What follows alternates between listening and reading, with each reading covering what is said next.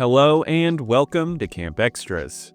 In 2005, at the dawn of the PSP, the console was trying to determine which franchises could be a unique hit for the system. Some would make it and some would be forgotten. Today we are talking about one that nobody talks about anymore, the Con. A unique and unusual fighting game that was exclusive to the PSP. I played through it recently and let me give you some history along with a review. All footage was captured off of a PSP, and let's go ahead and hop into this one. Every day come with interest. I own you. Let's go somewhere quiet. I've got a little something that might change your mind. The first appearance of the Con was at E3 2004 as part of the titles that they were showing off for the upcoming PlayStation Portable. It was titled Fighting Spirits at the time, and from the gameplay it appears to be a basic 3D fighter that doesn't really resemble the final product in many ways.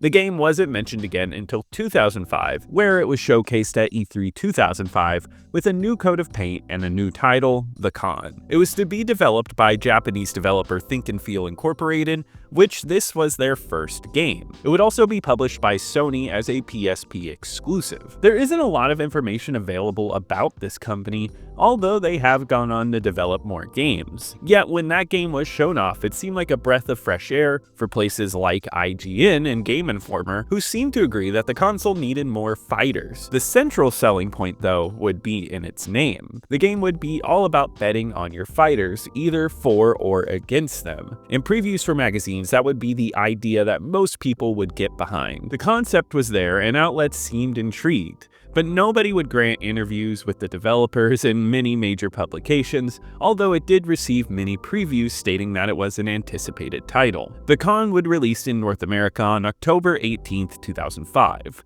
It would get released as Gamble Con Fight in Japan in 2006, and Australia and Europe would not get this game till 2007, where it got the name The Con Gamble Fight. As far as personal history goes, I've always wanted to play this game. I know that makes me sound like a weirdo, but in 2005, when I had a brand new PSP, I was addicted to playing whatever came to it. This always looked neat to me, especially in the time when I was obsessed with gaming magazines and there was a lot of previews on this. Yet I never got to play it. Not many places seem to have copies, at least where I was looking, and it fell to the wayside. But it always stuck out to me as an interesting game I needed to play. So here I am 20 years later, and I think it's time to give it a shot. So let me break down how I felt about it, starting with the plot. Watch and learn, children. No matter how good you get, everybody gotta pay to papa sometime. Ain't that right? Yes, we do. What the? Ah!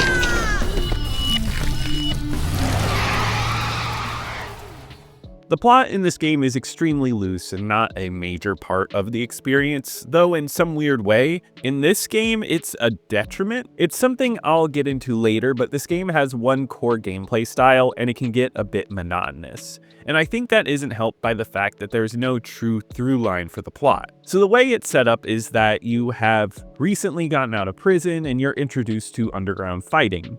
This is a setup for the tutorial, and once you're done with the tutorial, you get told by your boss that she owns you, and because of that, you kill her and take your own underground fighting team. You build up a team, and your goal is to rise through the ranks and be the best in the underground. The Con is a grindy game to go from D rank to A. It's slow, but I wish there were story beats to help break it up a little bit, and that might have helped some of the pacing. Each rank does have a boss you fight in order to move on, but there's not much story to it, and after beating the boss, it's just back to the same long grind. The plot that is set up pretty heavily with a long intro cutscene goes away till the end, and there's a lot of monotony in the middle of all that. I don't think the story would have solved it, but I do think it could have improved it. So because it wasn't a main focus, I don't think I'm going to factor it too hard, but I do think it could have been a lot better.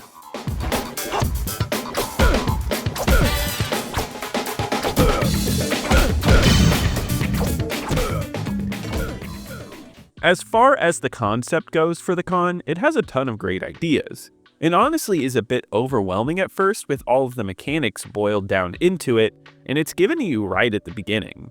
So you have a team and they all have different fighting styles where they might focus on kicks, punches, or a mix of both. You can actually create your own combos yourself for them, mixing and matching button presses to try to get something strong and fast, which is one of my favorite parts because it asks for experimentation but also creativity. You take the fighters you have and you face off against opposite teams. You place bets on both sides, meaning that if you wanted to, you could bet on the opposite side and take a fall for money. Yet you can't just let yourself get destroyed. There is a crowd, and you have to make sure that you are having a convincing fight. Otherwise, the crowd will beat you up after and not give you any money. So you have to trade blows and try to make it down to the wire and then lose. Yet it's not even that simple still. You can hold down the left trigger and take a hit harder if timed correctly.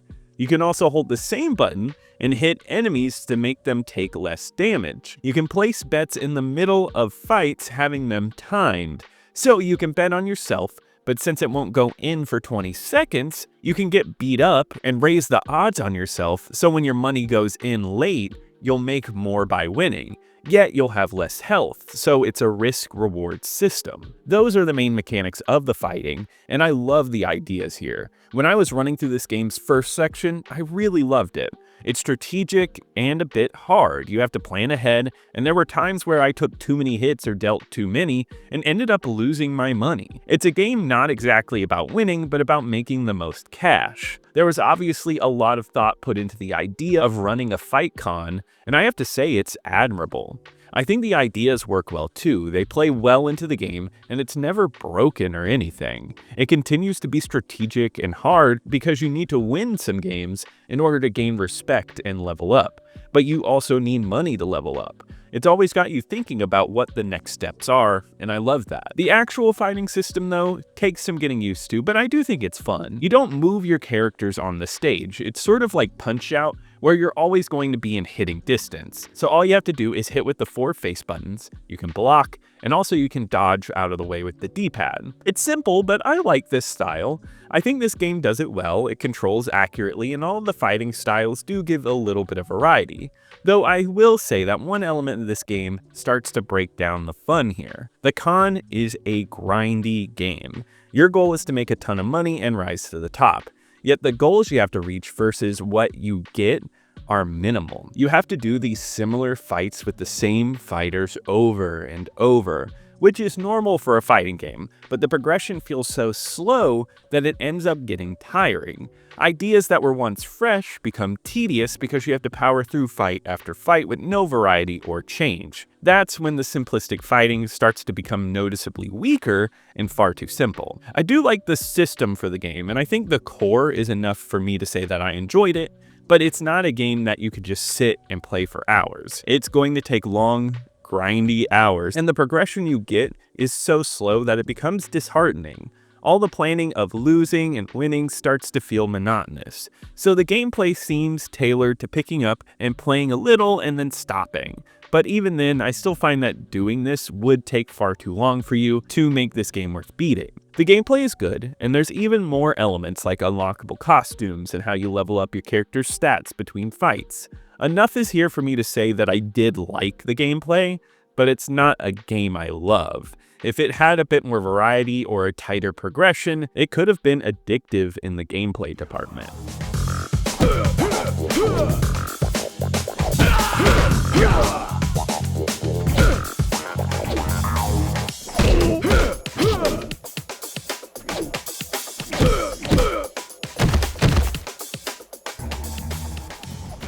The music in the con is surprisingly good and holds a lot of interesting elements. The con goes for a jazz soundtrack. It's smooth at times, especially in the menus. It matches the grimy feel of the game, and it's all very well done. I was surprised to hear the upbeat jazz here, but it's a little extra flavor as to why this game stands out as something different. Though the sound effects that go with it are just fine with normal punches and kick noises, I wouldn't say there's anything special there. You could definitely say that with the voiceovers, which are pretty rough and cheesy, though the voice acting is so infrequent that it does not offer any lasting impact. The graphics are sort of the same thing here. The in-game fights look fine for the PSP, but do tend to be on the bland side. The fights are blank warehouses and things like that, which makes sense, but there's not many places to fight, and it leads to a lot more repetition. Though I do think there's a solid amount of animations with all the fighters to make them unique and stand out. Along with a deep character customization system, it's actually great how much you can change the body, face, and other elements. I find that handhelds usually have a limited character customization setup, but this one does it better. I do think the visual aesthetic of this game is good. The menus really stand out with a graffiti style and street look. It's a game about dark alleyways, and something about the menus and the overall feel give that good feeling. I think aesthetically, it all works together. I just wish the fights had a bit more variety to them. The Con is one of those games I find disappointing. Not that that correlates to it being bad. I think there's a lot of good here. The game mechanics are great, and playing the game at times can be a lot of fun with how strategic you can be. The graphics are fine, and the soundtrack is good, but the game stops being fun at a certain point. It does start to drag with how much you have to grind. It's a lack of variety that starts to become more noticeable, and I think in the late game, it's more tiring than fun. Did I like this game? Yes. But it's hard to recommend. It's one of those flawed experiences that you want to love, but you just can't. Out of the 9 PSP games I've reviewed on Camp Xtras, this goes in at number 7 out of 9 on my PSP ranking list. It's a much better put together game than Web of Shadows, but Spider-Man 2 is consistently more fun during its playtime.